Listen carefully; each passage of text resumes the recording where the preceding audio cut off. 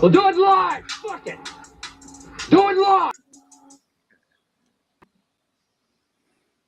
All right, you guys, we are live. It is 10 p.m. You're with the Tang clan.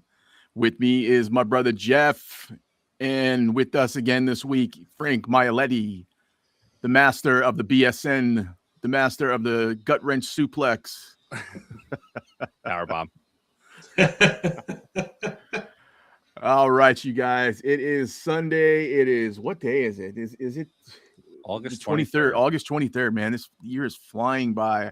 We waited so long to get to this like group of events, and they're finally here. It's like I feel like I'm on burnout, like pool burnout. Just like I got notes. It's a lot in short order, no doubt. Yeah, I can't imagine how these guys feel having to play every day, find a pool hall during the day, get the cheapest meal and the cheapest night of sleep possible. It's got to be hell for these guys. And if you don't follow Eklund Kachi, they don't make shit. So think about your fellow pool player out there. What do we got this week? What's the quote this week? I can't even. It's like a meme coin scam. Totally bearish. Eklund Kachi. That's what you should do. Instead of putting just a random quote, you should get a Eklund Kachi quote each week. Yeah, no, like Kachi, please come on the show. I haven't begged for anybody to come on. I want Kachi on the show. If it makes him feel better, I'm a car guy. I know he likes to flash rides too, so we can. Yeah, definitely. We can lure people in the other way. Let's start off the show with a shout out to somebody who we all know and love, Noyuki Oi. He lost his father on Wednesday, the 19th. He said it was very abrupt and very sudden. Tough. Yeah. I can't imagine. I know the connection I have with my dad and how close we are. If like anything happened like that, I'd be fucking gutted, let alone be 10,000 miles from home and in the middle of my job where I can't do anything. I don't know if he left or he had to go and come back. I don't know what's going on with him, but our condolences are with him and his family. He's a good guy. I think he's one of the top fan favorites. He's somebody everybody kind of flocks to, and if you've seen his post-match interviews, you know why. So shout out to Noyuki Oi. I know his father's right. His father's name right here, Shoichi Oi. I hope I didn't butcher that, but Frank's a lot better with the names than me.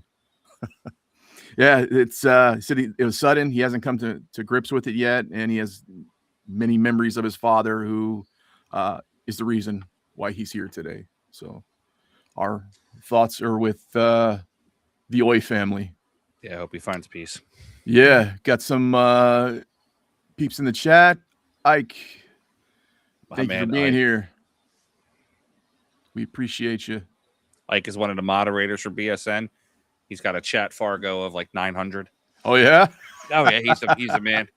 Hey man, chat pros are chat pros. You gotta love them. He don't take no shit, man. He puts you right in your place. Nice. We like that. He lets them go at it, but if they get out of line, they're gone. He's not one of those guys that sees Josh Filler miss a ball and he goes, "Oh fuck that guy, man! I would have shot it off the corner and did this." No, not one of those guys. The good chat's on the stats, good on the information. It's also Federer's moderator too. Nice. We're among company here. Good. I like that. Welcome. I guess we got a little bit of good news to share for the show. We hold ourselves in such high regard and we like what we do here. We've seen the growth, not just among ourselves, but with the production and views and everything like that. That said, we have lured in a new sponsor, a new affiliate, somebody who wants to be a part of what we do, among other things. It's a small little company. Maybe you heard of them. Let me just throw their gimmick up here. I don't know. It's above my friend Jeff right there. Pagulion brand is now officially with the Tang clan. We have made a deal. They're going to send us some products. We're going to do many things with them. We're going to show how they work and how they benefit. Everything from suitcase to the belt to the chalks to what I wrote down a bunch of stuff they have. They gloves, belts, underwear. They have, their version of the magic rack called Nice Rack, which is maybe a little double entendre there. Seriously, talk to me about this belt. The belt looks good, man. I'm not kidding. Like, it's like top of my list of things to buy from them is their belt. It looks amazing the way it works. Does it hold chalk? No, does not hold chalk. They have a one of those magnet things, one of those magnet clips. They're going to send that over. But this is all stuff that I made my bones doing, through ball sets and different people like what I do as far as making it shine. So this is good. They're getting on board with people that are knee deep in the industry, that have a use for these products, that want to see somebody like Alex and their brand be successful. So man, there was moments there where we were going back and forth, and I thought it wasn't going to happen, and then they went with Melina Mike, and I was like, yeah, well, for sure.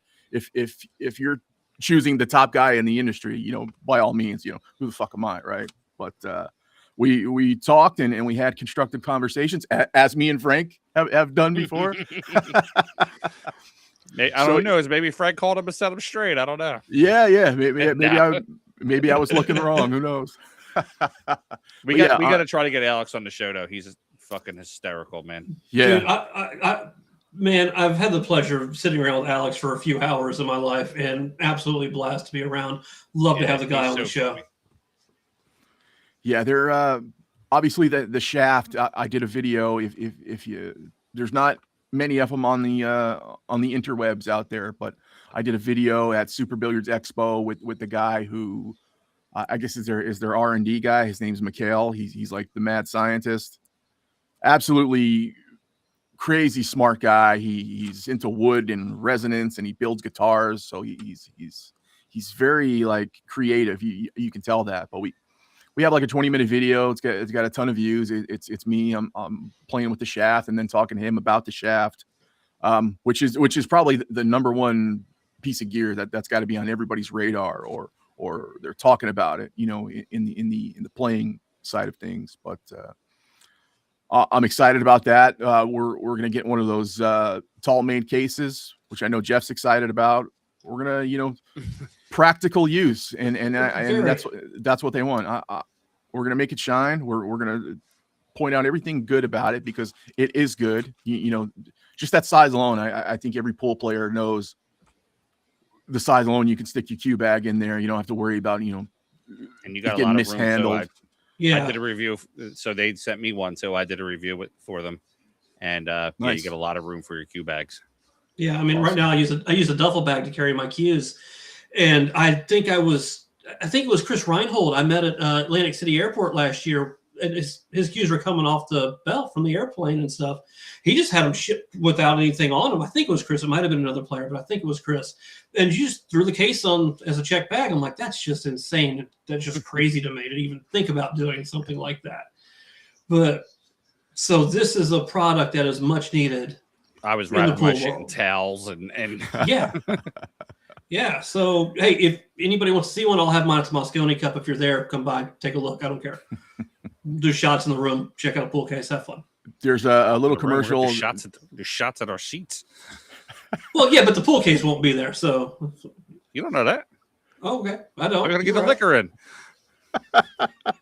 Listen, hey, use for pool cues and bottles. Tell them we're dealers. We got to bring the case down, baby. I'm down. You get that through security. I'm in. There's the little commercial they got out. Mike's been showing it in his intro. We were looking at it beforehand, and me and Frank both said, wow, that's different. The usage. It's not just for pool cues. You can put your camera equipment in there. Check this out. Here's a 30-second spot.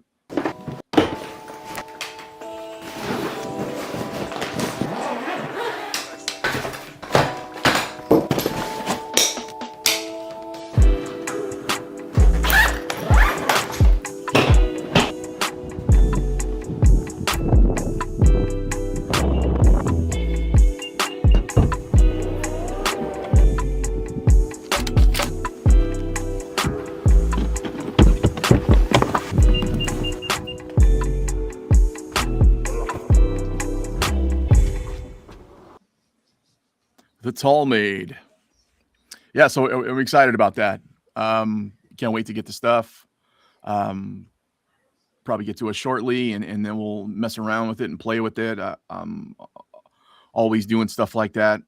I can't wait to play it. You know, it's like I said, it's much talked about. Very excited for them to come on board, and we get to show them what the hype is about, how the Q-Tang clan is real, and what we're doing here isn't just a fad and another one of these shows that pops up. You know, we've been doing this for a minute, different incarnations. I think we got the best one going right now. It's definitely the most high tech with all these scores popping by and Frank the Wizard on board and everything like that. So this is, we got fun again. So I'm excited about this stuff. Moving on. I had another note here. So Frank, Federer's going to play in Douya events or just one event coming up? I think just one for now. Uh-oh. He didn't. Him and I didn't really speak about it too much, but the information coming out, he's going to play in at least one. Uh-oh. Go ahead, Frank. Jeff. I'm sorry. That's a problem. Yeah, and that's exactly where I'm going with this. If Federer's defecting, I mean, it's just one event. That's how it But starts. how many more is it going to be after that one If event? he wins that event, it's not going to be just one event. Right. Even if he just goes deep and gets a sniff of it, like I mean, what did they get? Like third place is like $100,000, right? it's like the top four get paid, then nobody else gets anything. But yeah, so it's something like that. So they only pay 4 spots. No, but everybody else it gets like the 128th place money from matchroom stuff. I got you. The payouts are just that top heavy. I mean, The money's so good that Kachi ain't got nothing to say about it. but the first and second place money is that good that who cares? You're shooting for that. Anything else is irrelevant. Yeah, you're rolling for the cash. But is this, my first question is, obviously Fedor's a different breed of player. So that kind of sets a standard for people that want to compete in these events because they're absolute killers of Q sports. So obviously Fedor goes over. Do you think we're going to see more players go over? Maybe like Filler or Yap or any of the top, 5-10 players? I mean, it's dependent on the money. If the money's sticking and the money's staying, then the players will play. I don't know about Yap, and I think it's a political thing more than anything. But a Filler is a possibility. You'd have to think Albin might be considering something like this as well. Yeah, because he I might would consider translate him very in that well over to league. that. But your top guys might start heading over. Now, what's the rule difference with the Dua versus like American style rules or? It's which is this the 9-ball? Well, I'm not sure which one is he playing in. I'm assuming it's probably going to be the 9-ball, right? Yeah, I don't think Federer's a big 8-ball guy. It's a APA based style scoring system. Gotcha. No, I kid you, but it's even races, but it's an APA style point per ball, 2 points for a 9-ball, and then like an extra point for a break and run, that sort of deal. Quick side note: I watched the stream years ago where Shane played John Mora in an APA race 75. I remember that. That was hilarious. 75-1 the first set. It was insane. Okay, so the 9-ball. So yeah, it's the APA style points based system on a time clock, and it just. I mean, he could do really good in that. Yeah. But it's on the Chinese 8-ball table, so it is a different breed of table. But I imagine he has a snooker background, Russian pyramid background. He's got a Chinese 8-ball table at Rail Yard. They sent one like 2 years ago or something like that. He had one installed there.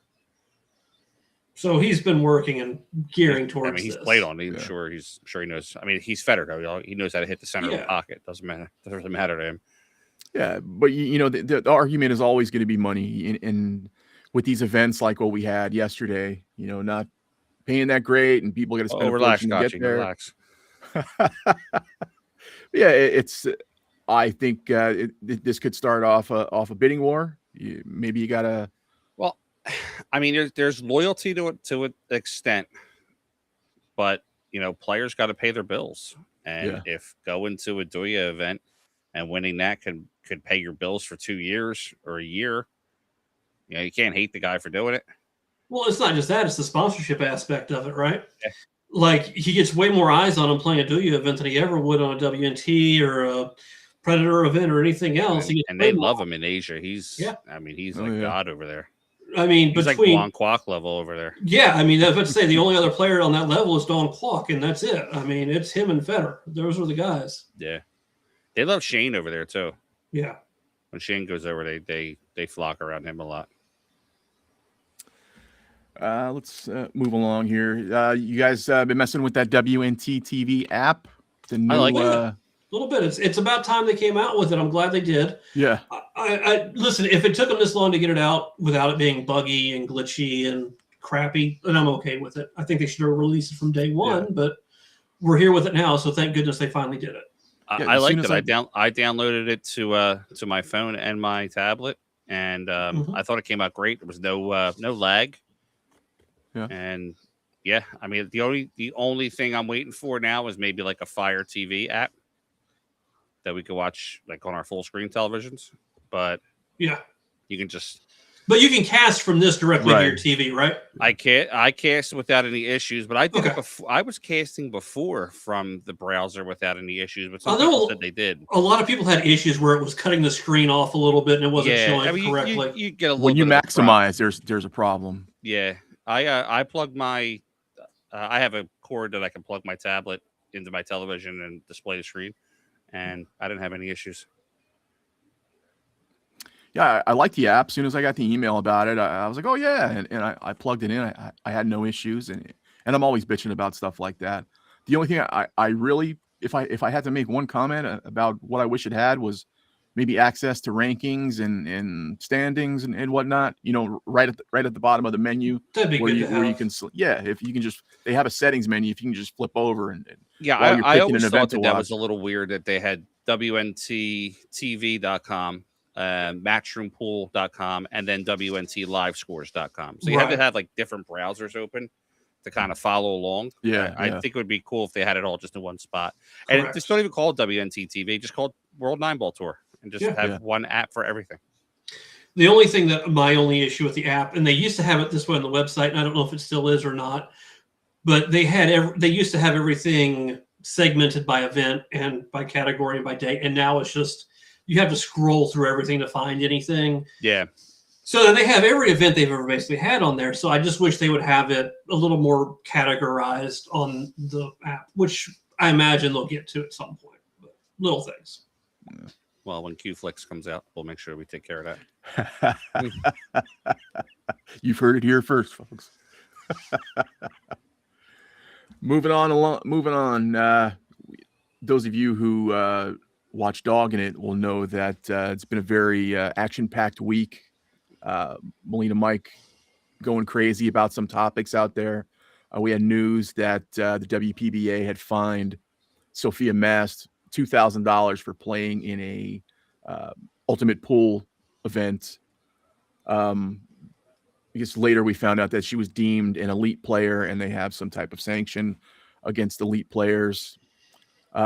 We talk about it all the time about the lack of money, and they don't make much, and here the slap on the wrist is a lot of money. That could be 2 events for her. So obviously Frank has a background in the WPBA.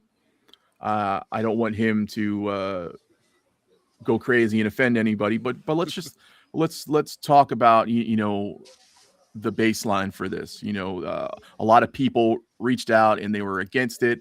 They thought it was unfair.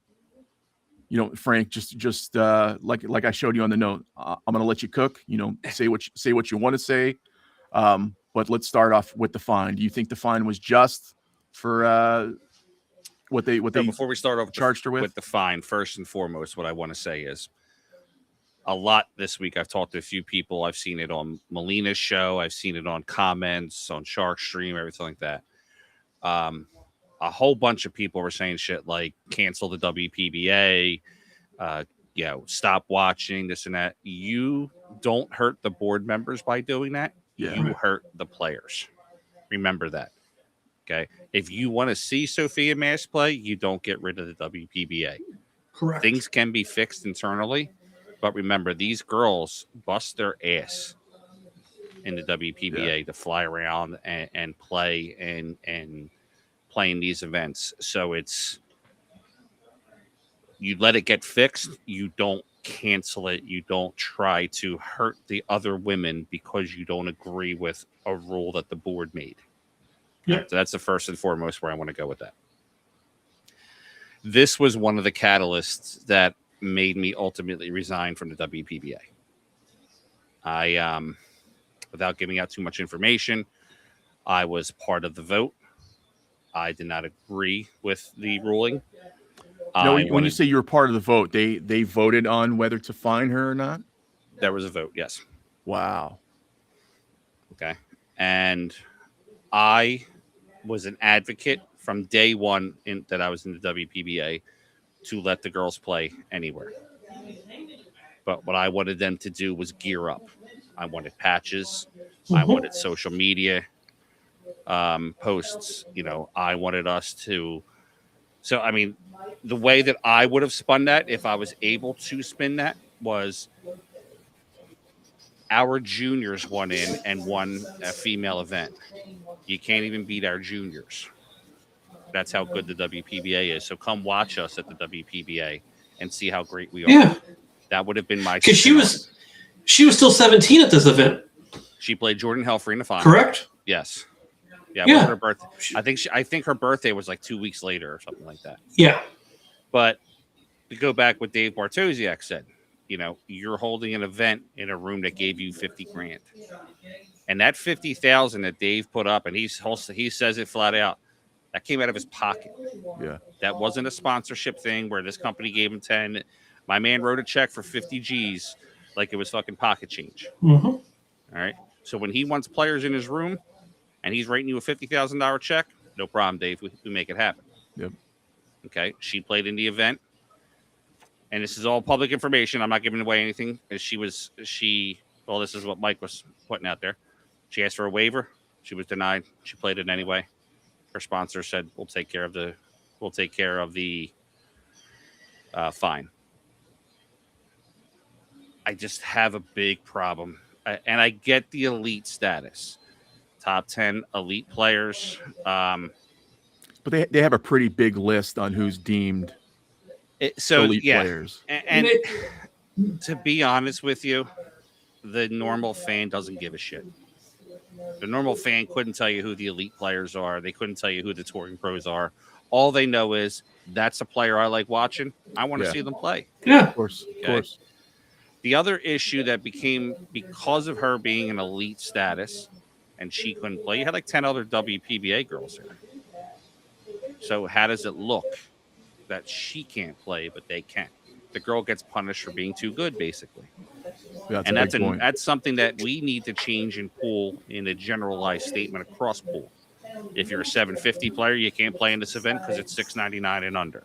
Or if you're a 700 player, you got to spot 5 games of this player, and it's a handicap event. Play better, play even, get better. Okay, This girl obviously put the work in. And then you saw everybody. There was people out there bitching and moaning. Well, how come Savannah didn't get hit? So you got fans that they might like Sophia and don't like Savannah. Or you might have Savannah fans that don't like Sophia. Savannah did not play in any events in 2026. No, she hasn't played for a while now. She has not. The last time she played was 2025, when the law, I guess you say, came down. Savannah, or she got put into that position, because this has been out for several years now. Because I remember when this first came out, and it caused a big issue. A lot of people were complaining about it because these women weren't allowed to play in tournaments. Yeah, I mean, and it's tough too. Like, so there's operators that are WPBA players. Mm-hmm. Janet Atwell, Margaret Steyer, Taruka Macklin, Kennedy Myman. They're all league operators. Okay, they're expected to be involved. It doesn't mean that they have to play in the women's event, but they're expected to be involved. They're expected to promote their league and get involved in some of this stuff. So what if Margaret went and played in one of these events to bring more stature to her Wisconsin area, and then she's going to have to pay a fine for it. Like, it's ridiculous. And I never agreed with it. I hated it. Yep. And it all comes from the president. I don't get along with the president. He's the main reason why I left. And everything is about money hungry. And listen, the WPBA is a nonprofit organization. Okay. So I get that they need cash coming in, and I get that they need sponsors and things like that. I wholeheartedly disagree with the notion that if somebody's watching Sophia play in Ultimate Pool, they're not going to want to invest in the WPBA as a sponsorship. I disagree with it. I really do. I think it's an antiquated notion. I think I say we, I'm not part of WPBA anymore. I think where the WPBA can shine is that they have some really cool girls that play. And I mean personally too, there are very intelligent women that play in WPBA. I always joke and I always bring her up, but Tara Connor is a goddamn pilot. She could fly her own plane to tournaments if she wanted to. I think that's the coolest thing in the world. I mess with her every time I see her. Like, did you fly here? Because I think it's the coolest thing in the world that this girl can jump in a plane and fly to any event that she wanted to. You know, some people give Emily Duddy shit and they shit on Emily Duddy. This girl's got a 250,000 person, maybe even more following that she built herself. Yeah. Margaret and stayed over the course of decades. And stayed. You know, Margaret is. If Margaret wasn't a pool player, she could possibly be some sort of athlete. Oh yeah. Yep. Yeah. So they got a whole group. Model. Yeah, and I mean Margaret's a beautiful girl. There's people in the WPBA that used to help run the PGA Tour. So there are women in this that are awesome to know, and I think the way to get more sponsorship in the WPBA is to be more wholesome and to be more behind the scenes. Let's do exposés on the players and things like that. Learn more about them. Yeah, that's something I've always screamed about. Anniversary of the WPBA, and it was a shit year. Yeah, and who knew about it? Yeah, I redesigned the logo. That 50th anniversary logo, I created that. And my entire plan for the 50th anniversary year was every single event we were going to bring back a past champion. I got Jeanette Lee to come to Classics. I got Jennifer Beretta to come to Racks. Then all of a sudden, I got shot down by the president because I wanted to have Jean Belucas come. I was trying to get Jean Belucas out of retirement to play one last match. Was she the first woman that WPBA fined like they did?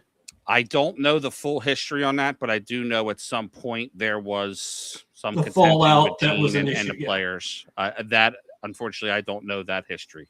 Yeah, I was about 4 when that shit happened, 5 years old. So, as a pool fan from Brooklyn, she's so instrumental in the area.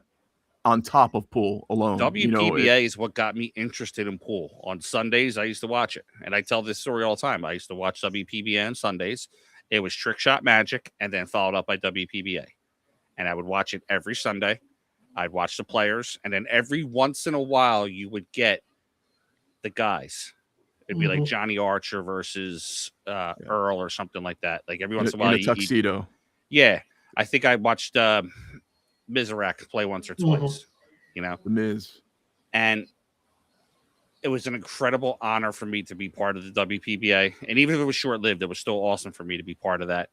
I just think there needs to be change. I know that they are discussing change. I don't think with the current leadership at the top, there can be change. Well, you have to look on what's going to cause change, and you have to look at the 2 sponsors that covered Savannah's fines.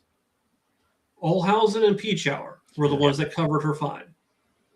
And Peach Hour is a major contributor. And Olhausen is a major contributor. She made custom tables for that event they just had. Right. Yeah. So you have to think that if those 2 are the ones who are like this is stupid. We're going to cover your. Then they told her they covered the fines up front, obviously. There were phone calls made by those two. Yeah. There were you meetings. have to think they know they can. The money moves the needle, and they can do what they want. I mean, and what's to stop them from creating their own tour? Yeah. Same bucket. Yeah. You got to Create give our own tour. This is probably the catalyst that the WPBA actually needs. I agree. Something very good can come out of this, because if it leads to wholesale change and the league getting updated from it where it was 50 years ago, finally, to something new into the 21st, 22nd, whatever it is. Yeah, 21st century. Sure. Getting there needs into to that be program. There is a process, though, that the players can call for a vote on rules that they feel could be changed. Yeah. And if they were to reach out to the board and say, we would like a vote, here's the proposed rule, we would like a vote on it, it could go to a vote. It's a player ran tour. The player voted tour.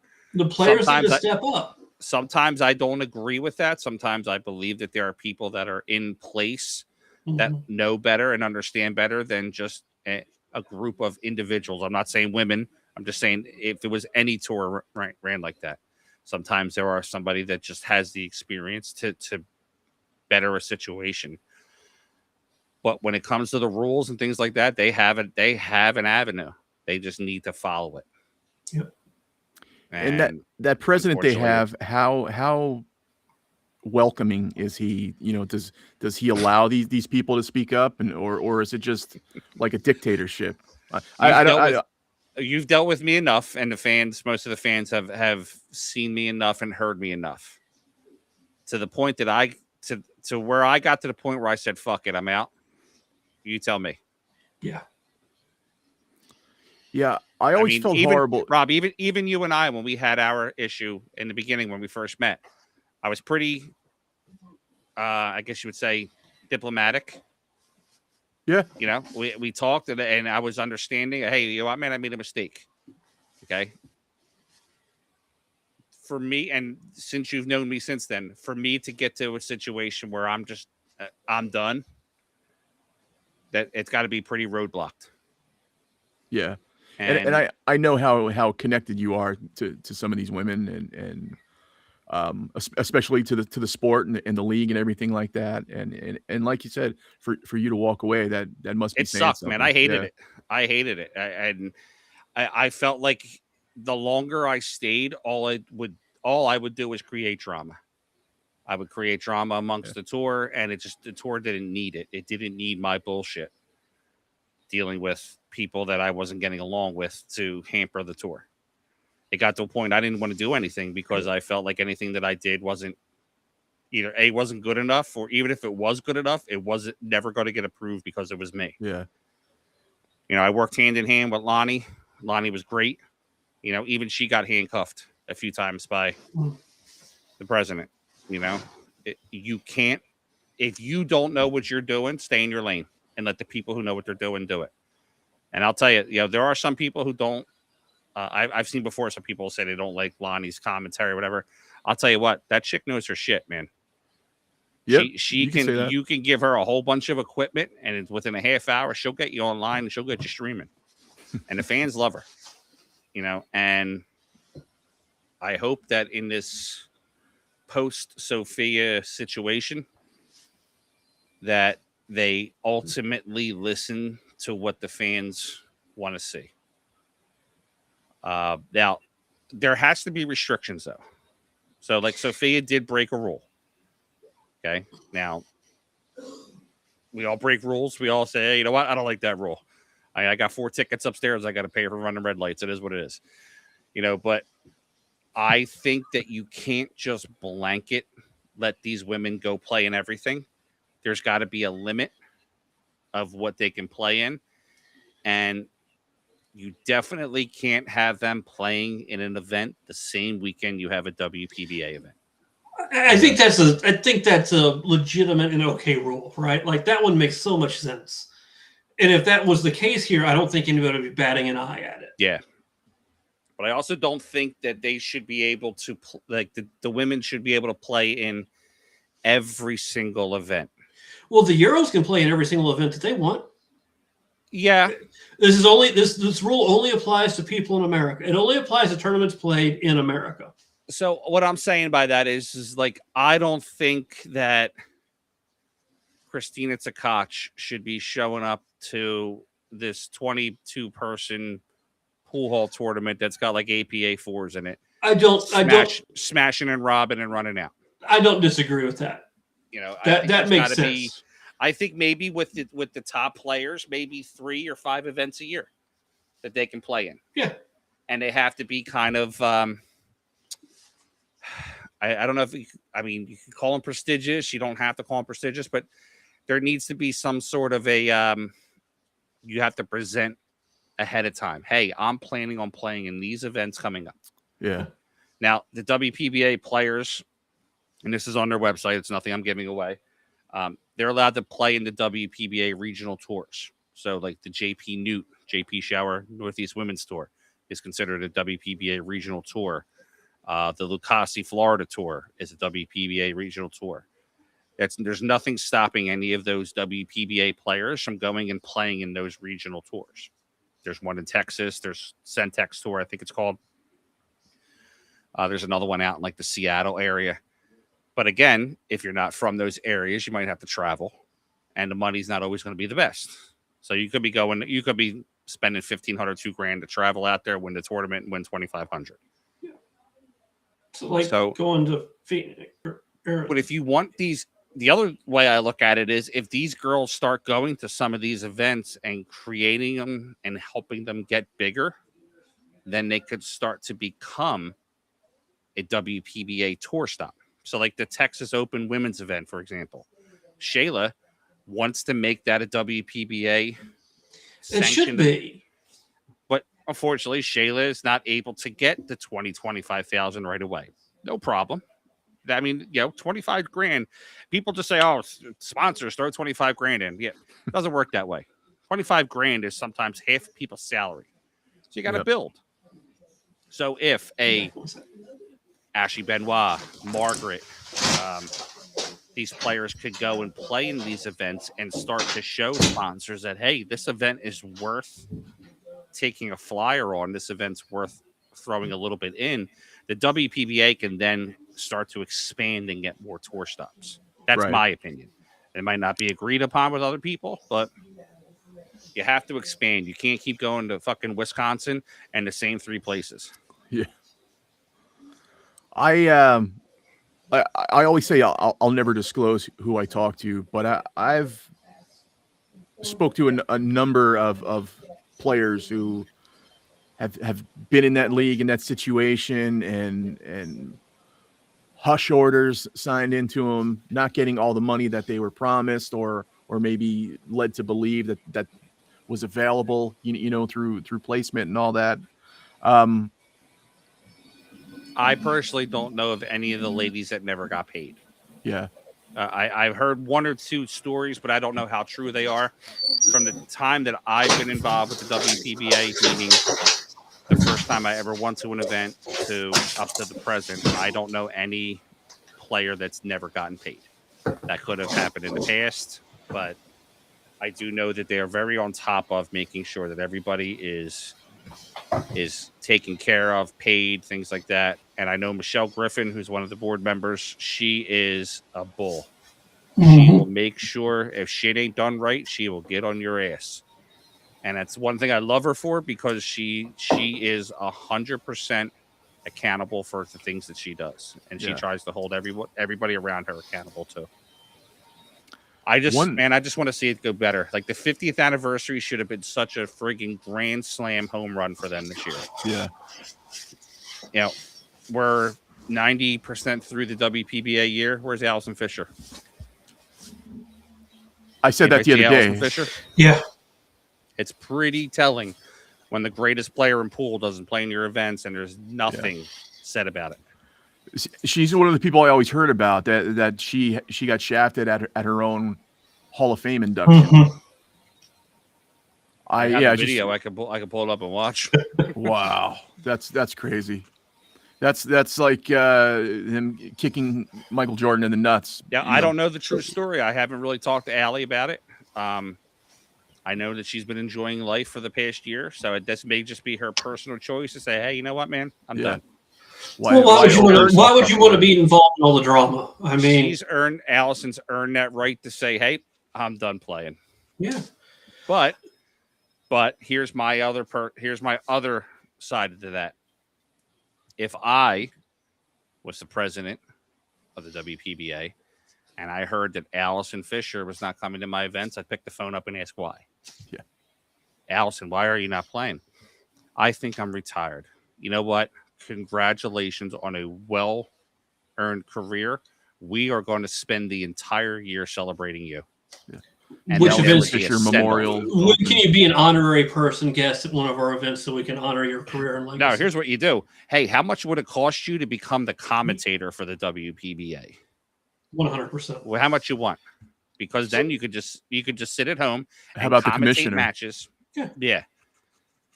I just think it's very telling. So, all this being said, I know they're not doing it, but do you think Matchroom is paying attention to this at all in the slightest? Yes. Do you think Emily Frazier is sitting here going, well, we've got the Next Gen Tour. We've got the World 9 Ball Tour. They didn't want to work with Matchroom. I had it set up. I don't care about them. Do you think that they just go, we can add a women's tour to our events? That was the whole reason why it didn't work out. They thought that Emily was going to come and steal the players. If she wanted them, she would have taken them. Yeah. She threw them a major bone and they spit in her face. So do you think with this now, this kind of blowing up, that she comes back and tries to just take the players without having to throw them a bone? No. Okay. I don't think she's interested. Okay. I think she's just interested in World 9 Ball Tour. That's fair. I think that if the WPBA experienced some massive growth over the next year, then I think she would circle back. So the other thing is with Bruin Capital being involved. Emily is very, very smart and business savvy. I think she would circle back and look at it and go, "Hey, they're on an upward trend. How do we ride that wave?" Yeah. So the other thought was in my head was with Bruin Capital being involved and then wanting to bring stuff back into America, this being more of an American-based thing than anything else. I can tell you it was talked about. Yeah. Who's the number one sponsor of WPB? I'm sorry, of Matchroom. What is the Zone? No, think about it for a second. Q-Tech, right? Yeah. Who's Q-Tech's major competitor? Well, it's Predator, and what's Predator doing? They have a men and a women's tour. Yeah. Just think if WPBA and Matchroom paired up. So that kind of puts Peach Hour in a weird spot, I think, on that sort of deal. But it could. But who's to stop them from being involved? They could be the WPBA sponsor. There's people still using Predator in WNT events. Exactly. You put as long as it doesn't go to Predator, who cares? You put WPBA and Matchroom together versus which, Predator. Now you got a good war going on. Yeah, in a good way. You got they're both going to have to up their production values because they want to one up each other. Yeah, and the fans prosper from that. We get to watch great pool. We get to watch great productions. We get to watch things step up and step up and step up. And these guys can start earning a few more bucks. Mm-hmm. You can't do that if you piss your fans off and they don't want to watch you play because you find a girl. There's a domino effect with everything that every company does. What about running a tournament in Phoenix with 8 tables for 128 players? We'll get to that one. That's a whole other beast. I 100 and wholeheartedly wish the WPBA the best here. 100%. I want them to make change. I want them to make meaningful change. And I want the players to be able to thrive from it. And I mean this when I say it to the fans. Do not cancel the WPBA because you're upset with the board. All you're doing is sticking it to 128 girls who bust their ass, show up every month, get involved, they do the right things. So if you're not happy with the board, don't stick it to the WPBA. Don't not watch. If anything, watch and bitch about it in the chat. Yep. and make change. Change is the only way to work. Public opinion is the biggest opinion when it comes to a company. If public opinion says we don't like your product, fix it, and it's an overwhelming thing, then you got to fix your product. Yeah. Let's look at WNBA and all this hype surrounding Caitlin Clark and how she's getting whacked every game. Now it's reaching out to news outlets, and now I'm seeing the games publicized even more. So if we had the luxury of a little fire getting started here,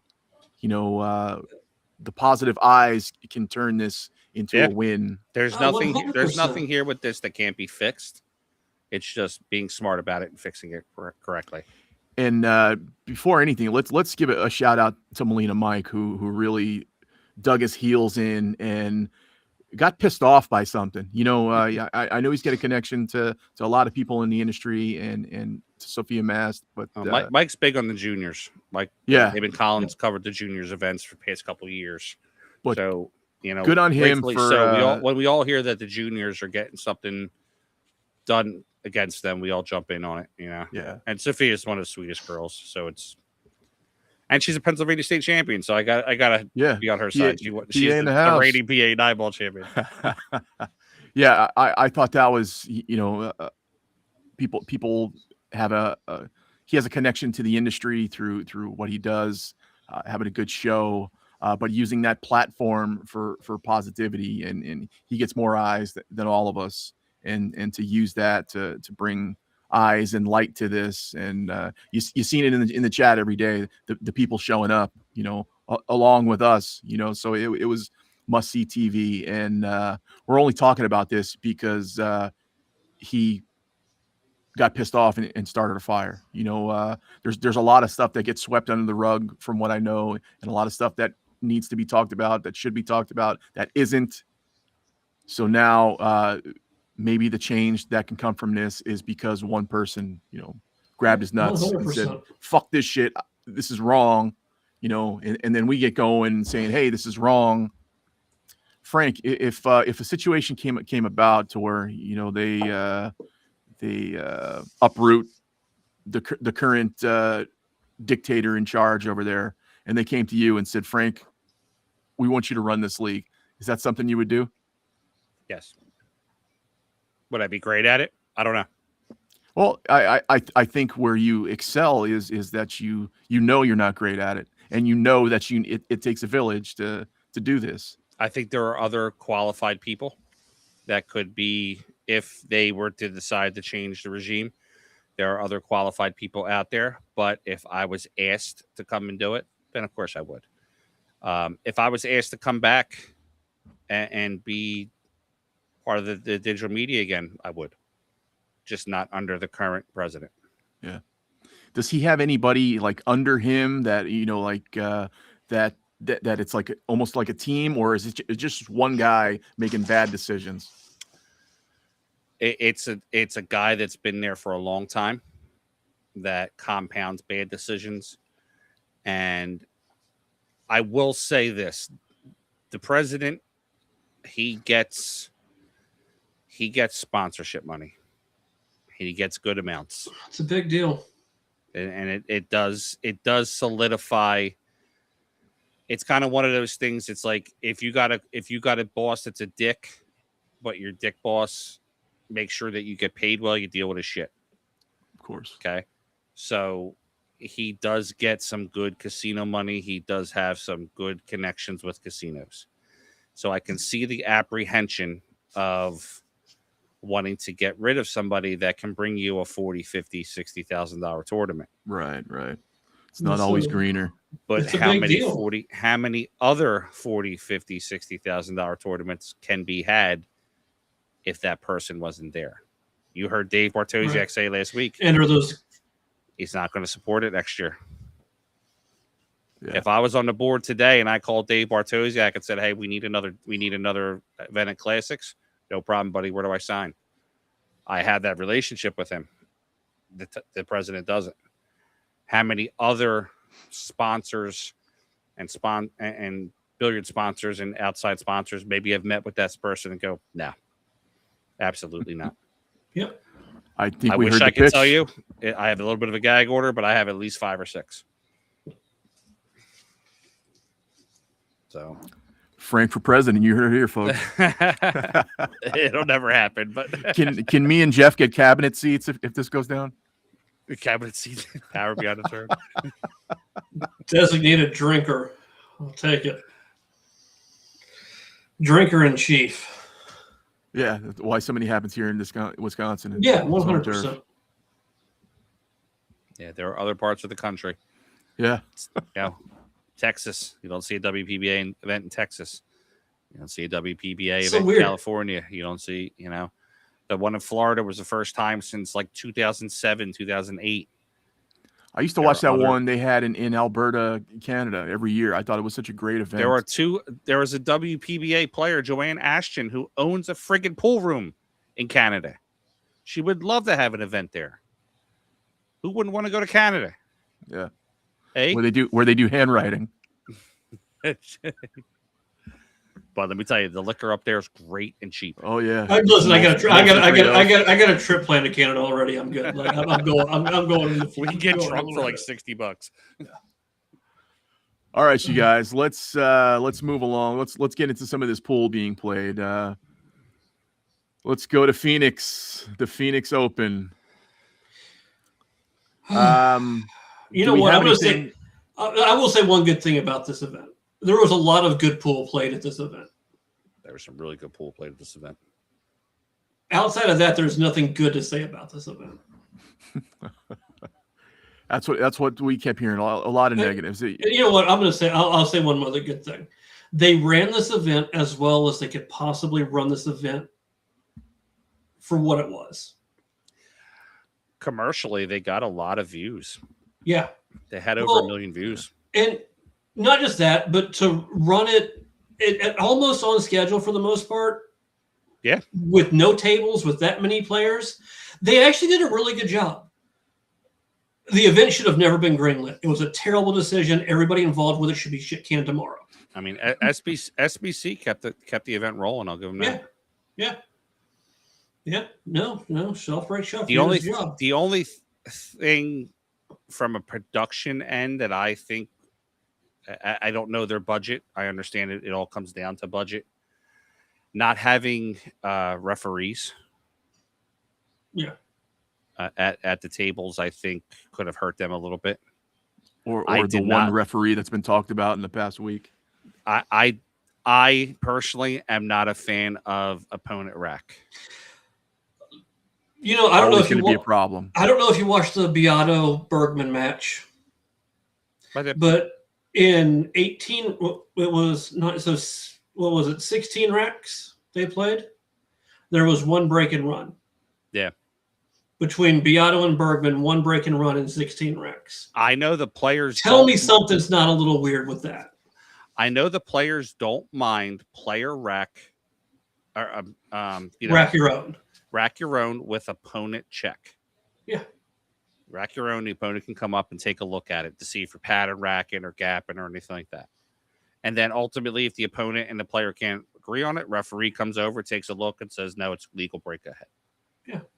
Now, again, it's easy from the chair to say, oh, they should have had referees at every table, but that should cost money. Yeah.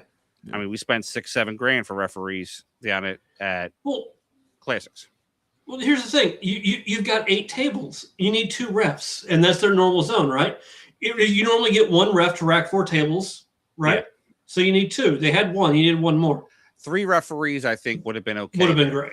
Yeah, 1 referee to kind of maintain the stream table.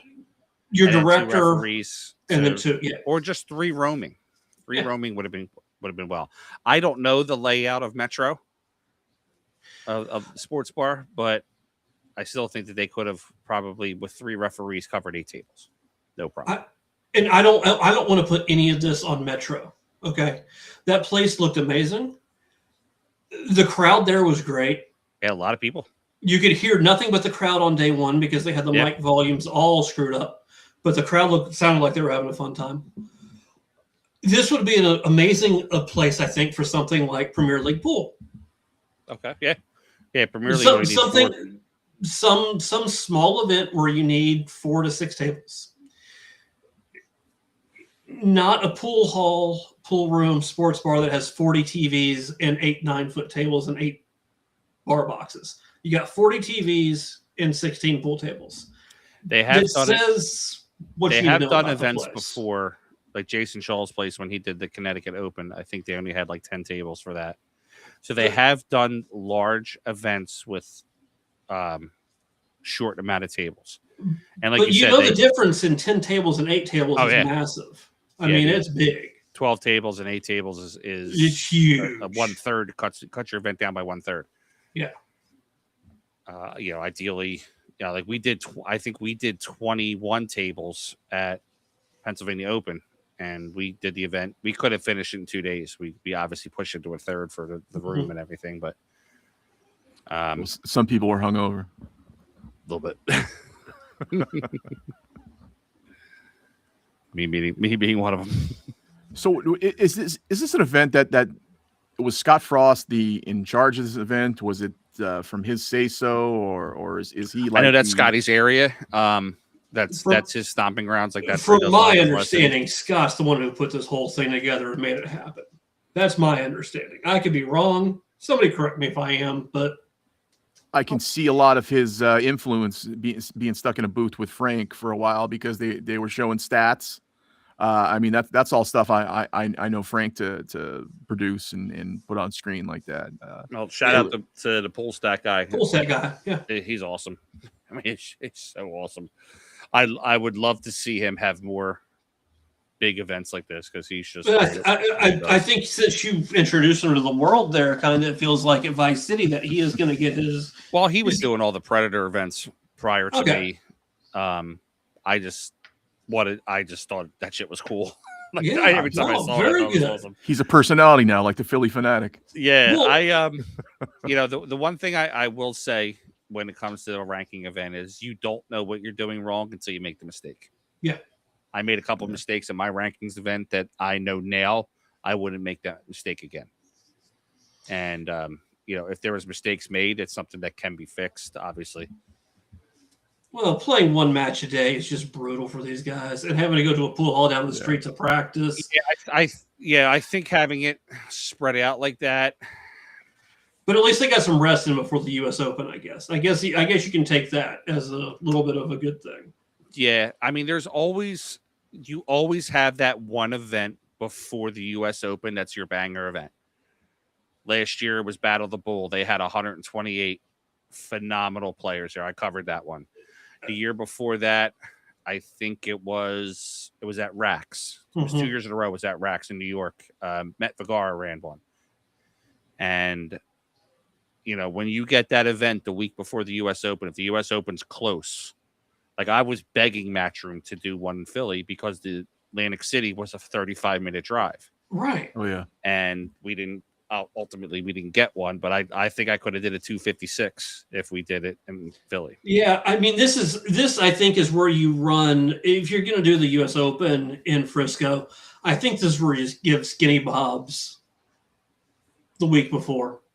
It's always and let them go. Yeah. So Skinny Bob's the Skinny Bob's tried to get the Texas Open as part of a WNC rankings event, but Skinny Bob's. Their one thing that Skinny Bob's has, and it's always been their thing since they've had the Texas Open, it's an unseeded event.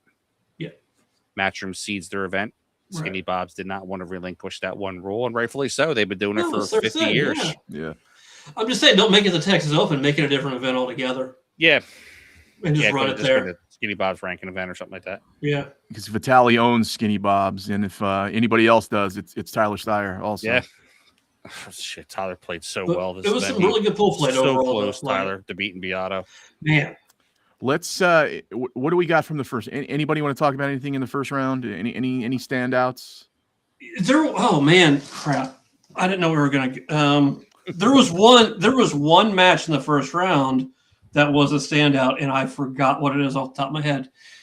Give me a second here. Let's let your head catch up. Oh, while he's doing that, I will shout out Mitch Ellerman, who's the very, very impressive Mitch. Who's the room pro there. Mitch had a great tournament.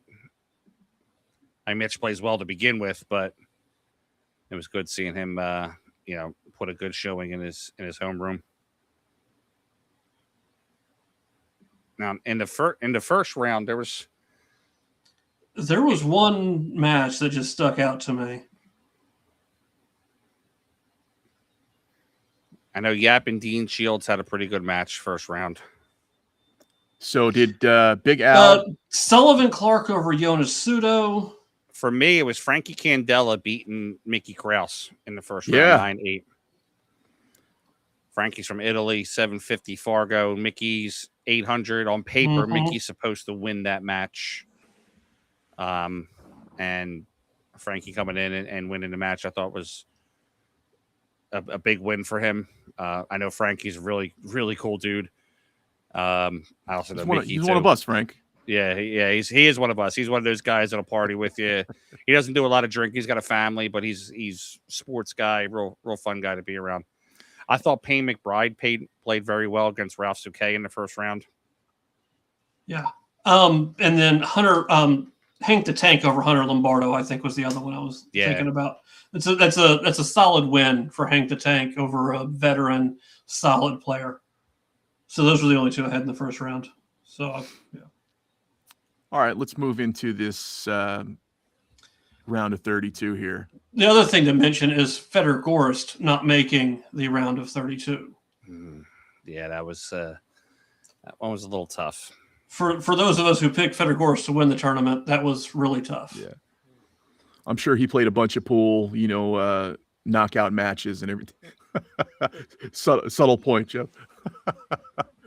I'm sure he played a bunch of pool at APA, but it's nothing's like playing, the top 100 guys of the circuit.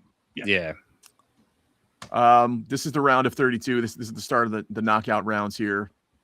We got Big Al kicking the holy crap out of George Antonakis. Yap over DQH. Beast, man. Good match there. Our fellow Itai went home to PS 10-4. Real quick, let's go back to the DQH and Yap match. Smart move by Railbirds for not putting that on the free. Because they would have got stolen from, or they would have got. Well, if they put it on the free, then everybody gets to watch it for free. WNT, everything like that. They recorded that match, and they're going to put it on their YouTube later on. Smart move for them. Did they have a tip from you, or is that? No, that's just they know. Kevin knows the shit on that one. I'll give him that. They know how to trickle out a match really good. Mario Heat 10-3 over Claudio Cacci. I think Claudio's probably been, if we had picked 1, 2, 3 pool players who have been playing the best over the stretch, obviously he's in it.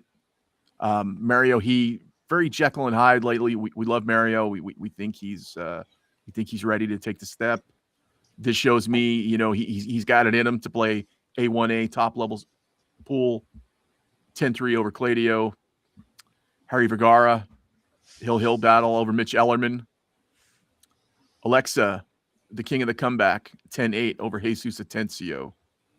Another Hill battle, Jeffrey Rhoda over Gerson Martinez. Gerson's been playing some great pool lately. Jeffrey Rhoda's always top speed in my book, but for Gerson to hang with him, that says a lot. Fellow Deutschland's going at it. The killer takes out Moritz Neuhausen, 10-8. Filler can't take a dive here to help his boy make the Mosconi Cup team. Man, that was a good match. If you watch it, they were going back and forth. Yeah. Josh caught a gear late. The power of the schnitzel. Hill, Yolong Chang over Omar Al-Shanin, 10-9. Dennis Gray, Mr. Grapefruit, sends home FSR, Hill, 10-9. God bless. All the Hills. Oliver Zolnoki, 10-3 over Marco Tucher, the new American. That's surprising to me. Teucher's been playing well lately. And he has. Oliver, obviously, we can't look at the future. Oliver winds up coming where he came in the event, but I thought Teucher would have had a little bit of a better showing in that match. Island Boy, 10-6 over John Mora. This was probably the most of this tournament I watched. Robbie Capito over Shane Van Boning. Man, this is probably the most locked in I've ever seen Robbie Capito. He pulled out he had a jump bank. Oh, that was sick. Such a sick he shot. Stuck it right behind the 9. The fact that he got the cue ball to stop was just insane. That might be shot of the year candidate. Yeah, it's close. It's up there. It's up there. And everybody was making a huge deal about, oh my God, I can't believe you went for the jump shot here. I'm like, well, he's got to make a hit. He has to go for a shot. It's like, what other shots is he going to go for? He's going for the jump shot, but it was so well struck. So well struck.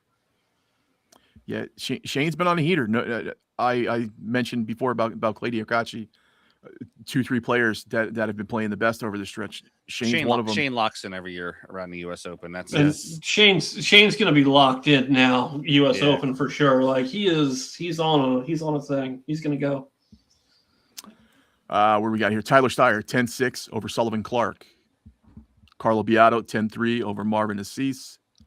And then another match I thought was outstanding. Victor Zielinski 10-9 over Justin Bergman. Hill battle. That was. I know we're disappointed that Bergman goes home with this, but I consider the Polish the best of the best. And if you can hang with the Polak, especially this guy, Victor's a beast. If you can, if there's nothing, it's respectable losing to Victor.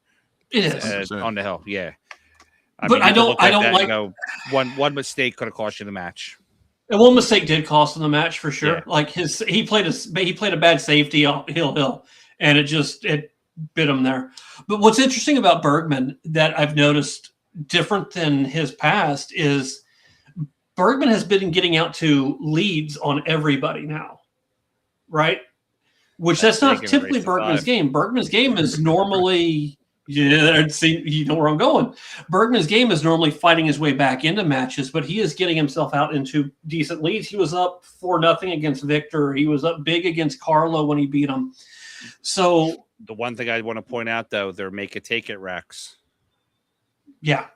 They're not alternate racks, though. Correct. So on the make-it-take-it portion, he's got to be able to capitalize when it's his turn. That's a very valid point, without a doubt. But it's good to see him jumping out to leads at this point. Yeah. He's not a front runner like Shane is. Otherwise, he would have beat Victor and he would have destroyed several other people. But him doing this is maybe changing a little bit of a leaf. Maybe Johan is talking to him a little bit about some stuff. He's got to be in his ear and work on this. We're gonna see how things progress moving forward next week. But beating Carlo, going hill with Victor, it's a good sign. Yeah, we're obviously we're going to talk about this more, but I can guarantee in my head, Johan's got his 4 or 5 players right now. Oh yeah, that are in the 100%. bag. Okay, moving on to the round of 16 here. Big Al, who beat Loisius Yap in the opening rounds, goes home 10-6 to him. Pius starting to start a little fire. Took home Big Al. Yep. Pius starting a little fire again. Beating Mario Heat 10-3. Good win for him. Alexa keeps it rolling 10-7 over Harry Vergara. Josh Filler beat up on Jeffrey Rhoda 10-4. Yo Lung Cheng 10-1 over Dennis Grabe. Dennis Grabe playing amazing lately. That's I think he's a little gassed at this point. Well, I mean, Chang is a monster. Yeah. So, I think Chang on 4.5-inch pockets can beat anybody in the world like this, without a doubt. Just the way he plays the game, he is maybe like the only 950 Fargo in the world at times, and then he plays like a 400 3 shots later. But he is fire when he's on. He is a pleasure to watch play pool. It's amazing. He's a 675, even though he's being paid as an 831. Hey. I know Oliver. Chang has had some pretty good battles with Shane too over the years. Yeah, he went deep at the U.S. Open last year as well, he right? Did, top 16, I think. No, I think he was 8? top 4 or top 8. Yeah, something like that. Year. Yeah, I think it was him. Was it him and Federer, or maybe him and Aloysius to get to the final? It might have been him. It had to be him and Aloysius, I think, because Federer played Bohannon. That's right, Michael Bohannon. Yeah. Let's see here. Oliver Zolnoki 10-3 over Jonas Sutu, who was having a good tournament up until this point, but Oliver's just playing out of his mind. Jonas at has this fallen point. off a little bit. He started the year real strong. Past couple events have been a little rough for him. Little too much maybe Riz going on with Jonas. It's been little 2 years too much now. island status. I don't know. 2 years now that Jonas has really gotten out to this big lead, and you're like, is this going to be the year Jonas makes the cup? And then it kind of fizzles a little bit. So I'm looking for him to maybe hopefully make a bounce back at the U.S. Open, or if he's got to have a good showing at the U.S. Open to be in contention. Yep. But at this point, I don't think he's going to be able to make it. No, he'd have to pretty much go deep at the U.S. Open, or go real deep, or straight up win the Filipino Open. He's one person I notice. You look at these guys and they all pretty much got one thing in common. They're all into fitness and all that. He's one person I see that just fitness looks like the last thing he's absolutely worried about. I want to party with Jonas. Like, he's one of the guys I want to just go party with, because it looks like it'd be a great time. Jonas will make me laugh, because every once in a while when I do some of the events and I'll get like a picture of him, he'll look at it and go, "I'm so fat," and he'll just say, "I'm so fat," and he just walks away. It makes me laugh. Yeah, and then he goes and pulls a 12, like not even a 10, but a 12 somehow. Like, he just talks and oh, that guy, the Rizmeister General. Mm-hmm. Tyler Steyer 10-4 over Robbie Capito. Good win for Tyler. Tyler Steyer, what now? Real good win. Yep, starting to heat up. Tyler's been playing his ass off. Yeah, and I had to back out of some of the chats. I was ready to get into some fisticuffs with some people. Yeah. But once again, Johan shows up, and Tyler, that we know is inside, shows up as well. Every Rocky needs a Mickey, all right? Absolutely. That's 100%. Every Rocky needs a Mickey. You're gonna crack thunder. And he's Tyler's, man. Carlo Biato 10-7 over Victor Zielinski. Good win there. Battle of two heavyweights right there. Round of 8. Yap 10-1 over Pius. Yap starting to flex his muscle at this point. Pius just couldn't get started. I mean, every time it was his chance at the table, he was kicking. Alexa 10-6 over Josh Filler. Big win. Alexa, big win. Yeah, that's massive. Josh never even got going. This is just normally we see him coming from behind, but he just. We have to, as Americans, we have to start looking at those matches and going, "Oh, well, we need to keep an eye on this kid." Yeah, because he's in the cup contention now, and if this kid can do this to Filler, we got to keep an eye on him. Yeah, two big. I am a year early on Alexa Pizzelles. Last year at the Battle of the Bull, I bought him into Calcutta. Kid didn't do great. This year, the same event, the week before the U.S. Open, he wins it. I'm a year early. Kid owes me money. Oliver 10-2 over Yo Lung. Big win there. That's a statement win too. Yeah, it really is. 10-2. Carlo Biato, a little bit too much veteran there. 10-6. You know what? That 9 ball. Definitely 2 missed shots cost Tyler this match. That duck Tyler 9 makes ball. that 9 ball, he goes up 4-0. It's a different game. Yep. Instead he misses the 9 ball, becomes 3-3 pretty quick. Beato tried to put him on three fouls. Tyler does the 4 railer, hits the 1. If that ball went in, I know Tyler didn't have a shot after it, but oh my God, it would have been the shot of the year, shot of the Tyler decade. had a couple shots after that. There was a 7 ball he kind of butchered. He had a chance to get out. 7, 8, 9. We're just kind of sitting there. Tyler's he's a field player, man. When Tyler's rolling, he's rolling well. Yeah. But he doesn't give up, though. I can't say he's a give-up player. If he's down, he's still the same player. You might see a little bit of, eye frustration, but you don't ever see him give up. And it generally pisses me off when I see all these people in the chat that are on his ass, like oh, Tyler chokes, his wife's better than him, and, this, that. It's like, guys, none of you. And I've offered it to people. You want to play him for $10,000? I back it. None of you in that chat room are playing him. If you take his numbers, the kid is consistent. He did not have the best Mosconi match last year. Shit, everybody's entitled to a bad match. Yeah. But if you see Filler get trounced 10-2, does anybody say anything about that? No. Yeah. No. I mean, Filler won an event this year, but Filler doesn't win events all the time. 128 players in an event, 127 of them are going home losers. That's the thing. And also, you have to realize, if you're talking American-born players, Tyler is the second or third best American-born player we have right now. Yeah. At worst case, I mean, that's it. He doesn't get any worse than third. And the argument comes down between him and Bergman, and that's it. I know how hard this kid works. There is nobody that works harder than him. I'm telling you. Yeah. The light's going to switch on one day, and he's going to go into fucking kill mode, and he's going to just start trouncing people. How old is he? He's not even 30 yet. 28. When did FSR go on his run? How old was he?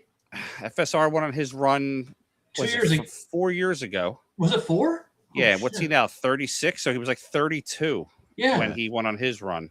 Yeah. It clicks for people at all different ages. And people don't think Tyler can do what FSR did. Shit. He's here. Tyler was born in 1995. So he's 30. He's 31. So he's approaching that prime. Yeah. I got underwear older than that. Getting ready to smash people. Hopefully it starts here in like the next 6 weeks. We can just go. Yeah, well, now we know Johan's going to be here for a couple years. It's you can start to set some continuity. It's he's there, he's not. He's there, he's not. It's a big deal. All right, so Fran, Jesus Christ, he's only 34. Fran's 34. So same rough age then. So around 30, 31 is when the lights clicked, and then they started running. Now, it's going to happen. And the best part about it is I've been invested in it the whole time. So when it does happen, I can just start pointing and say, I fucking told you so. Yeah, that's a great point, Ike.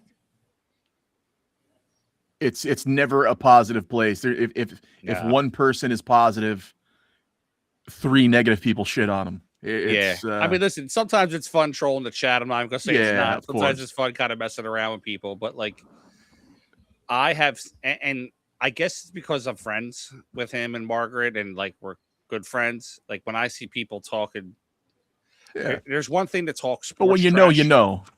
Well, it's not even that. There's one thing to talk sports trash. But, like, one was, like, Tyler's silver spoon fed. He's rich. I'm like, no, he's not. The dude worked at fucking McDonald's to support his pool playing. Once somebody wrote Tyler's wife should divorce him. Like, come on, man. Like, get the fuck out of here. Like, just grow up. So are you talking about Pro AVG or Snooker? Which one? Or both? What the hell was the guy's name? Shooter? Yeah. Shooter G. I didn't like him. There's a whole bunch of them. They can catch his hands. Man, I was on tilt yesterday. Frank Strelman. I'm punching air. That'd be on tilt. Oh, it's funny. All right, here's your semifinals and your final here. Oliver, is this his signature win? 11-4 in a semi over Carlo Biato. That's a big win for him. That's I don't know if it's a signature, but it's a big win. But if it's a signature win, what does that make Bergman beating Carlo? Yeah, I mean, you clock in the world champ at an 11-4 is pretty. That's pretty good, man. That's a pretty good win. Alexa 11-6 over Yap. Talk about signature wins. Here's 2 of them right here. Yeah. Welcome to the dance. Obviously, your final here, Alexa 13-9 over Oliver. Any shock what Alexa did here? I had it on for a little bit. Oliver's running away, and I'm like, oh yeah, this is in the bag. Yeah. When I heard that Dominic Dunn bet against him, bet against Alexa, I knew Alexa was going to win. How do we get a hold of those Dominic Dunn shirts that they were? I asked Dave. I said, is Dominic Dunn going to bet on Europe this year? That's all I need to they know. come in fat sizes, and if so, where do I send my money? Yeah, I'll buy one. I'm in. I love Dom. He's so great at just going with the flow. Yeah, we got to get him on it. He's definitely a fun guy. So Alexa, 26 years old, snaps it off, 2 finals in a row. Yeah. Welcome to the show, kid. Yeah, and what's he now? I mean, his Fargo's got to pop. He was at 806, I think. You know, this gives us a perfect time to go into a new segment we have here. Oh, a new segment, you say? It's the Moscone Money Minute with Dead Money Martin. My man, what's up? So, yeah, U.S. side, not a lot of change. Tyler pulls in within 2,500-ish of Torsten. So those two are getting mighty close. They're at 25,050 for Torsten and 22,520 for Tyler. So 25,30 is the difference in them. Bergman, and I'm not going off Matchroom stuff. I'm going off of the full list of players. I didn't pull anybody out for not playing a second major because I assume they're all playing the U.S. Open, and to take them off at this point would be stupid. Bergman pops up out of that tie for 14th into 12th place at $2,500 behind Brandon Schuff and Magalino. Landon Hollingsworth drops down a spot. How's our buddy Max doing on there? Is he our buddy Max is down to 14th. Keeps getting draws where it's like somebody must be mad at him for something. It was not a fun draw for him, that's for sure. Europe finally had a smidge of movement here. Filler obviously stays at number 1. FSR drops to number 3. Sholnaki moves up to number 2.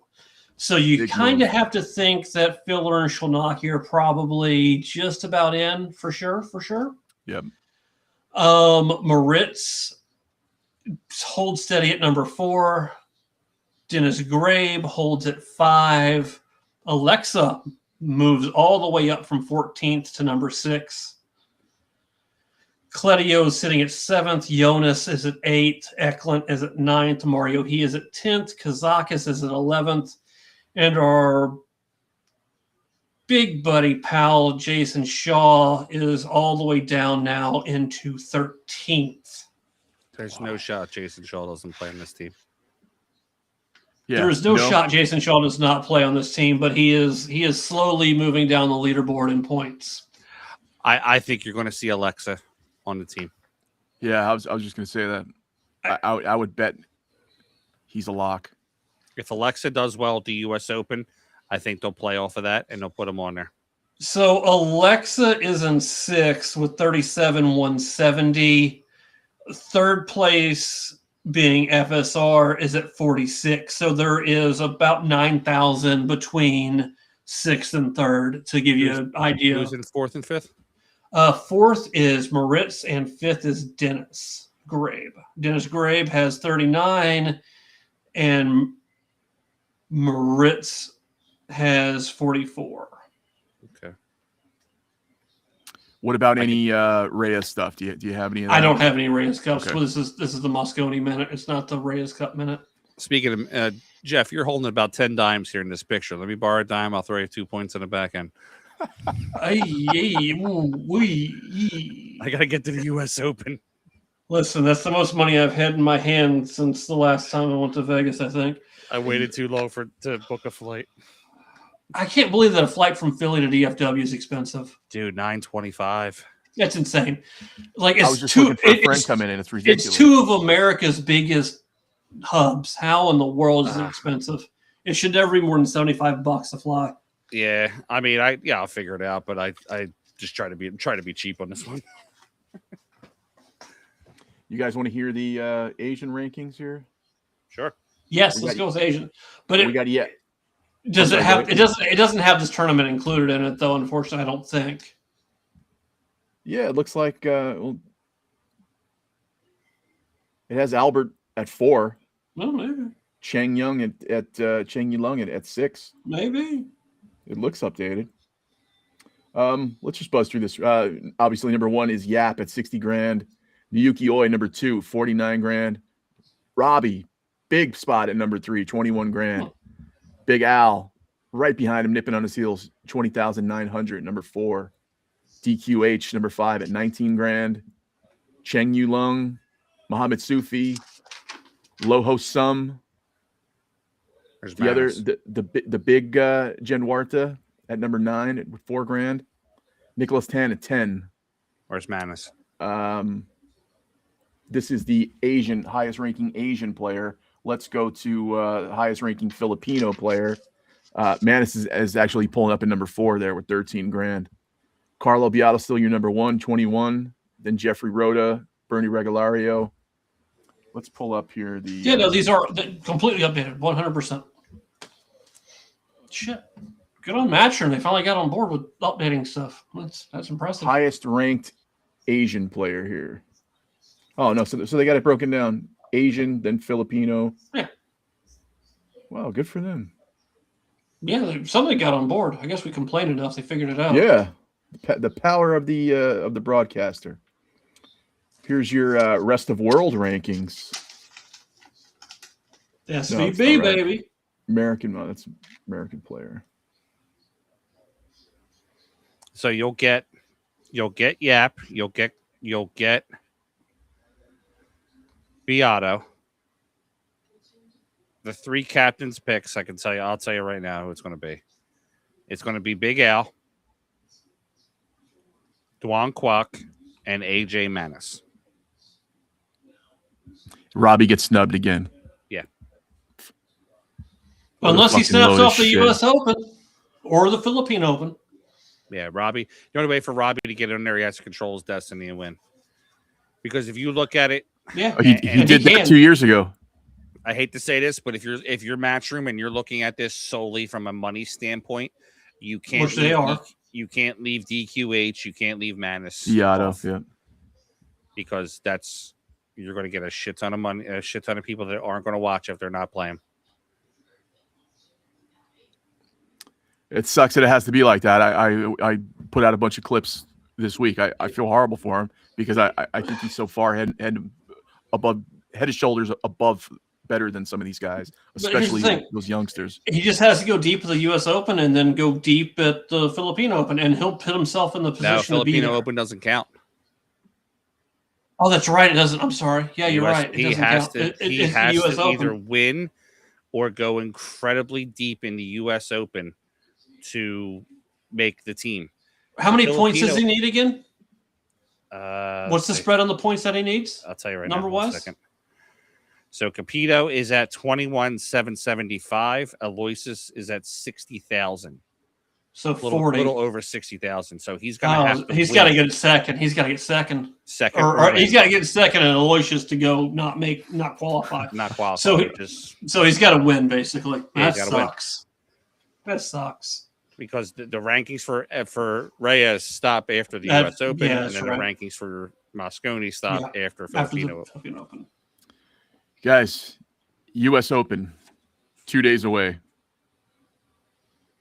Are everybody excited as me? Because I'm ready to break out my David Lee Roth shoes and do a little number.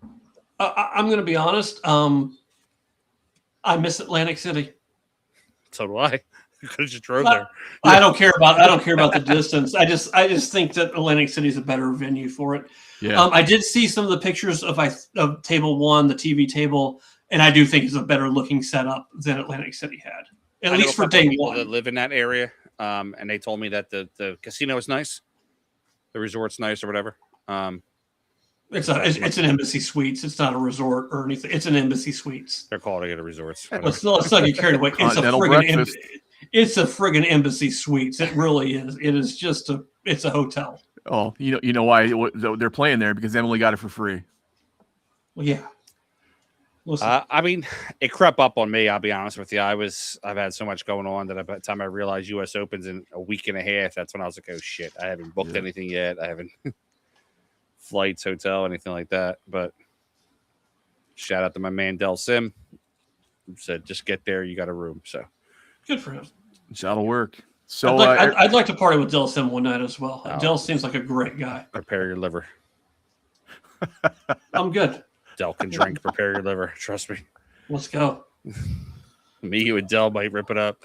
We'll So save they that have for those little matchroom posts about everybody's picking their favorite and their underdog. I thought we'd do the same thing. Let's start with Frank. Who's your favorite? Who's your underdog for the U.S. Open? I only ride with one guy. Tyler Steyer. Better. Oh, I love Tyler. so would Tyler be your underdog? Tyler would be my underdog. Yep. Okay. All right, we got Federer and Tyler. What about you, Jeff? Just putting me on the spot, huh? Okay. Underdog, Hank the Tank. We're gonna ride with the kid. Hank the Tank. We're gonna ride with the kid. We're gonna ride with the kid on that. And then favorite, I'm not gonna pick SVB. I'm the biggest mush in the world, so I'm not picking him.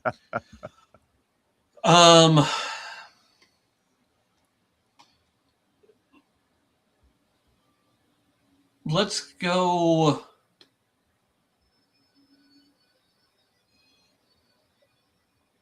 Let's go Eklund Kachi. No, yeah, Eklund Kachi. Yeah, There's not enough money in this tournament for him to play well. I know. However, my rooting interest is Naoki Oi. Yeah. I'd love to see him win. Yeah. But yeah, so underdog, Hank the Tank, and then Eklund Kachi to win. Yeah. No complaints out of me there. My favorite to win, I'm going with my fellow Rob C. I'm going Robbie Capito just because he's in a have-to moment. Let's go, He's man. been playing great pool. Get him He's on in a the have-to Reyes Cup. moment. Make or break time. You've already flexed your muscle. You told the world you were better than AJ Manis, and you went out and you kicked his little ass. Now's the time to do it on a bigger scale. And my underdog is somebody who I don't think is an underdog, but I know he's fucking great in Texas, and that's our boy Vitaly. That's fair. I like that. Yeah, he I plays like strong that. in Texas. Yes, sir. Nothing for Sky. How do we think Sky's going to do in Texas? I love Sky, and I hate that he's even on the fringe. But Sky has a hard first round match to start with.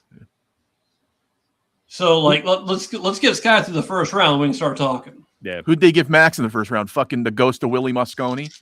I do not have Max's first round match written down, so it couldn't be somebody too terrible. Ralph Greenleaf. But Sky plays Manny Perez in the first round. Manny So plays that's Manny plays very well. Manny can give anybody in this tournament a fight for their money. And he's a sponsored player by JSQ Sales, which is a BSN sponsor. Yeah. So I got some fun matches for you written down for the first round. Obviously, Sky, Manny Perez. Torsten Homan and Jacob Parent. I don't think Jacob wins, but He can make it. he's got a great YouTube channel. Like I said, I like the guy, and he's a pretty solid player. You have Archer and Aleska Paychels. Whoa. Let's go, Alexa. That's just fun on the front end of it. Eklund Kachi and Earl Strickland. Oh, that's going to be great. You should mic both players up. I mean, it got to be great. Can we mic up Kachi's fingers? Then you've got Sullivan Clark and Thomas Haas. That's a winnable match for Tommy. That's a very winnable match for Tommy. I think it's a intriguing match. Nothing against Sully. Sully plays very well. No. But Tommy's got that gear in him that could surprise people. And then you've got DeLuna versus the typical European 8-ball and Ultimate Pool USA player, Shane Thompson. Let's go, Shane. I want to see how this match turns Do it for out. the ball, guys. Shane, come on, buddy. Yeah, man. Listen, Shane Thompson, I want to see him playing some American 9-ball pool and see how it goes for him. Shane's a good dude. I like him. Yeah, very fun guy. Guy to me, Glenn Davis. Glenn Scott Davis, actually, is his name. He is playing Shane. And I'll take the chalk at 2. At 2. I love Glenn. I'll take the chalk at. I'll take below the chalk at 2, and it's nothing to hate on Glenn. Shane does not take it easy on players that are not what he holds as a high caliber. I could see Shane trying to complete this match in 40 minutes or less. Yeah. I think betting the time that this match takes is the. I've watched Shane play players of this caliber, 550, 600 players, and just smash balls when they're tied up, make a shot, Just run out. doing no stuff to do respect, stuff. Yeah. So we've got some possible second round matches that are intriguing. Obviously, these guys got to win their first round matches to get there. We expect them to. We'll see what happens. You have got Jason Shaw versus Devin Poteet. Now, Jason's playing Henry Cha the first round. Yes. Henry plays well. I get that. Jason Shaw speed well, but the shitty part is they're friends. They used to work. Henry used to do production for Jason. That kind of sucks. But you got to figure Shaw and Poteet meet in the second round, and it's a good matchup. You would expect Shaw to win, but it could get interesting because Devin can play with anybody. Mm-hmm. When he plays, he can play with anybody. Albin versus Alex Pagulayan. Cool. Yeah, welcome back, Alex. That's it's fun. Yeah. We'll see how Alex's shoulder is doing, and we'll see how Albin's doing. I've been a fan of Albin's game. Double J versus Cledio. Sucks for Double J. Don't put that on a TV table. That's like a 5-hour match. It could be. Well, this is a shot clock. If it's on the outside table, no, it's not. But TV. Oh, well, we'll see what they do with it. Yeah. Yeah. Bergman versus Dennis Grabe. Ooh. I'll take Dennis +2. Well, yeah, I would too. Shit. What? Of course. You would take Dennis +2? Not Dennis +2? Dennis to what is it? 9-7 to push? Yeah, sure, absolutely. I'll tell you what. Dennis just won the Arizona Open. I'm down with Dennis. You're down 2 bottles to me, right? Yeah. I'll give you Bergman +2. Jeff, disconnect now. No, I'm not betting him. I want him to win. I'm not betting him. Bergman +3. No, I'm not going to do it to my guy. I'm not going to do it to my guy. Bergman +4. I'll take Bergman +4. You got it. So Bergman has to not. It's 9-5. What have we witnessed? 9-5. Yep. 9-5. Like if Bergman loses 9-5, I win. You understand that, right? Yeah. Okay. All right. So I do have Max. I do have Max Everly's name written down. Billy versus Max in round 2. Oh fuck! That can be fun. Yeah. I hate it. I like both of them. Yeah, I know. But here's one of the fun matches. Yeah, it's that's about right. It's the Russian Kenny channel. We have the Battle of the Generations coming up here. Felix versus Ralph Suke. Oh. Felix Vogel, the German, versus Ralph Suke, the German. The Kaiser. They've played before, and Ralph won. And I think it just comes down to knowledge on Ralph winning more than anything. Actually, I think so. I would think it comes down to if Felix is breaking well. The kid can get out from almost anywhere. Okay. Yeah. So I like Felix to win that match, but I like it to be a barn burner, maybe like a 9-7. Yeah, but if it comes down to a moving battle, you got to give the advantage to Ralph. If Ralph plays methodical, it's like Ralph can play a little slow and kind of grindy. If Ralph grinds it, then Ralph wins the match. If Felix gets on some runs, he can win the match though. Can we get like a DraftKings for pool built? Dude, my friend actually wrote that on my Facebook earlier. I'd love to see BetMGM should cover this event. Well, my friend George McDowell created a app called Cash Cutter, which is he's got a Calcutta going right now for the U.S. Open that you could bet on. I'm not going with the Calcutta for the U.S. Open, but I mean I would, but I don't have enough money for this. But it doesn't get big. I think the biggest bets have been like 1,500. No, that's nothing. That's smaller than most tournaments. Yeah. You guys want to do some plugs? Let's do some plugs. Do some plugs. We are here with Frank Mieletti. Frank has a tremendous channel. If you're not one of the 30,000 people who are subscribed to it, if you're not subscribed to his channel, you are the same type of person who doesn't own a Max Eberly book. A nitwit. Make sure you guys subscribe to Billiard Sports Network. He's also got the other channel, BSN Backroom. Is that right? Backroom, Did I yeah. get that right? BSN Backroom. Check him out. He's also got a buddy, Kevin Steyer, who owns Integrity Cues. Great place. I did good business with them. Highly recommend you check them out. They got a lot of good stuff. I'm a infamous cue window shopper, and I always love looking at cues for sale, especially used ones, rare ones, picked up I'm from. assuming at the end of the week I'm going to be at the U.S. Open, so I'll be doing interviews there. And then I just came down yesterday that I am going to be streaming side table action for the Texas Open. So Nice. I'll have side tables, and then coming at the end of September, it's going to be free on Billiard Sports Network. It's going to be the Trick Shot World Championships and Artistic Pool World Championships in Philly at Bluegrass. Going to be a 4-day event, free to watch. And if you Multiple guys table think streaming. 9-ball is a draw, Artistic Pool is 10 times the draw of any cue sport. The following these guys got, and when you talk about Artistic Pool, you talk about Venom. He'll be there. All the top players will be there. Superman, Brian Pauly. Brian Pauly will be assume. there. Or, Mike Massey will be there. Dr. Q, Tom Rossman, Steve Marple. St. Louis. Yeah, all the top players, all the top Dragon Chin is going to be there. He's the number one player right now. Trick shot player. Who's that kid? That Greek kid? The shark. He'll be there. Tiger shark. Yep, he'll be there too. Yeah, it should be a good event. I like seeing that type of stuff. What about the guy who's partnered with Mickey? That's Aaron. That's Aaron the Pool Shark. Aaron the Pool Shark. Oh, that's right. Yeah. What else we got?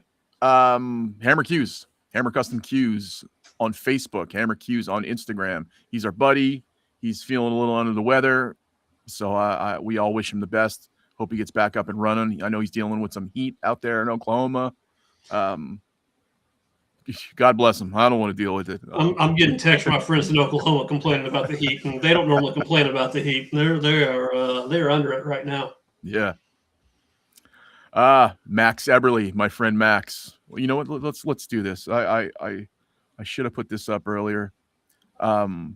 We have a little QR code. It's up in my box here. This is for donations for our show. If you want to help out the show, everything we do is self-funded. If you want to help us out, there's a little thing there. Those of you who make a nice donation, I got some stuff I can send you guys in return. I got some OTR jerseys. I got some other autograph stuff. Fetter stuff I can send you too. Frank's got some stuff to throw in. Jeff will do like a cameo birthday greeting for you if you want. So we have those available too. We'll do a cake stand or something for you. Max Eberly. Max is my friend. Max is also a pillar of the pool community, master trainer. He's got maxeberly.com, www.maxeberle.com. That's your one-stop shop for everything Max Eberly. He's got his instructional he's got volumes of training instruction. He also does personal instruction. If you can't get him personally, this is your next best method. I'm losing my lip here. This is a $200 lifetime fee. If you don't want to do the 200, they do increments of $40. But this is a monster training thing. I think he's got like 15, 16 volumes of training. Highly, highly recommended. I always say if I wanted two people to train me, it'd be Max or Ralph Eckert. You know, those are by far the two people who are gospel for me. So check out Max. Check out Max at the U.S. Open. Give him your support. He needs it. It's been a rough few weeks for Max. He's getting in shit draws. Oh, by the way, Max, we know you're an all-time great. Here, go play Aloysius Yap. Fuck. Yeah, so give Max your support. Max is a great guy. If you don't believe me, go talk to him. He's an outstanding guy. He's a linguist. Awesome person to talk to. If you're into seed oils, he'll tell you not to be. He'll tell you to get into beef tallow or something smarter. I was talking to Max, or I see Max had a post the other day. He was talking about he was in Vegas and he had a place, Driveline Services, do a repair on his vehicle. Max, I go, is this the guy who runs this place? Is his name Mark? And he goes, yeah, that's who fixed my thing. Long story short, this is a family who I'm very close to. They're my adopted family, and it was just a small world situation. So shout out Drivetrain Services and Mark, who's the father of one of my best friends in the world, Jen, who's married to my actual best friend in the world, Roberto. So shout out to all those guys for helping out Max. Like I said, small world. It's amazing the things that intersect. It's like a fucking it's like a Steven Soderbergh movie. So here's the QR code for Max's book, Zen Pool. Like I said, if you don't own this book, you are a severe nitwit. Here's the QR code to get it. I can't make it any easier for you guys to pick up this book. So here's that. Last but not least, we talked about him in the beginning of the show, Pagulion brand. PagulionQs.com. It's a tough spell. PAGULAYAN Qs.com. We talked about the shaft. We talked about the suitcase, the Tallmate suitcase, chalks, gloves, belts, racks, any product you can think of. The Pagulion brand is putting it on the market, and they're excelling at it. We'll have some of the products in hand shortly. We can verify how good they are and how deep they're going to go in the game, because it's I think when you come out with products, it's you know you're in for a loss right off the bat, because you got to get them in people's hands. You can't just come out with something new and say, hey, buy this, but with Alex's name, I think that's a fair summation, because he does have that type of staying power to where people see that name and they're like, oh shit, this is the Lion stuff. But you gotta kind of get it in people's hands for them to start, the vocalization about it. Oh, have you tried the Pagulion chalk? Have you tried their rack, their suitcase? So this is the chance. We're all actively in this industry. Jeff plays, I play. Frank's playing. He's everywhere. He's doing doubles with Cheska and Rubelin and we're all out there doing our thing. So we're the clientele who can help get the word out, and that's what we're going to do for the Pagulion brand. I'm so happy to be connected with them, as well as everybody else we're connected to, Max, Hammer, Frank, and all that stuff. So I'm one big happy guy right now. All I wanted was people's faith in this show and a belief in this show, and people to show up and watch the show. And I think we're checking all the boxes, guys. So thank you to all you guys who've shown support and who've believed in us. We're now it's up to us. Now it's up to us to do the damage, and I think we're doing that. Anything else, guys? Anything else we got on the agenda? No, but did anybody watch that Predator Euro event? I caught a little bit of it this morning. I watched the Slayer. Just, man, I feel so bad for her. Pia wins the event. That's all I saw. Yeah, 5th time. So at least one filler can win something. The semifinal was Pia and Kristina Zlateva. Kristina Zlateva gave a little bit of it away, and she dogged the 6-ball late when she could have won. Oh, you feel it for her, because I think she's so good, and she's been knocking on the door. And